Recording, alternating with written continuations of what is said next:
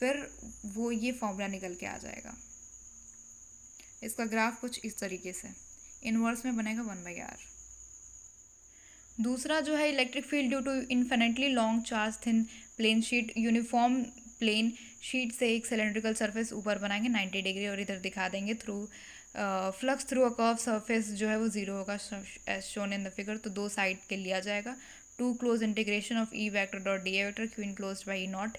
To E A cos की one value 1 हो जाएगी, नीचे सब आके मल्टीप्लाई हो जाएगा। क्यू ए जो है वो चार्ज सरफेस चार्ज डेंसिटी होता है वहाँ, तो ई वेक्टर की value sigma by 2 A not an cap आएगा। सो इस तरीके से होगा और इसका ग्राफ जो है वो पैरेलल आएगा।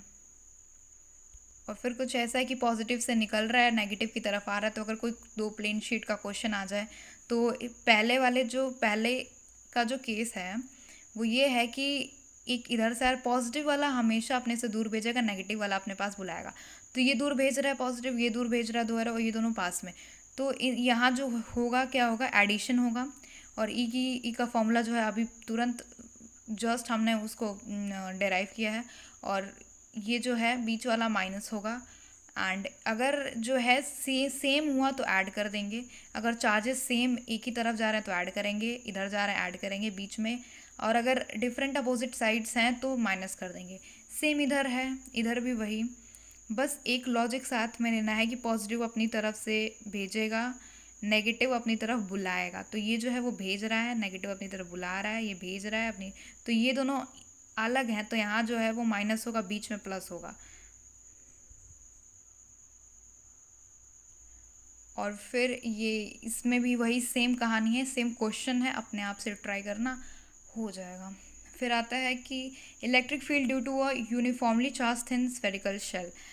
स्फेरिकल शेल जो है उससे हमें यूनिफॉर्मली चार्ज थिन शीट, मतलब यूनिफॉर्मली चार्ज जो है वो स्फेरिकल शेल है, उससे हमें इलेक्ट्रिक फील्ड निकालनी है। तो अंदर जो है वो क्या, इनसाइड द कंडक्टर ज़ीरो होगा, हम गॉसेस थ्योरम से बता सकते हैं।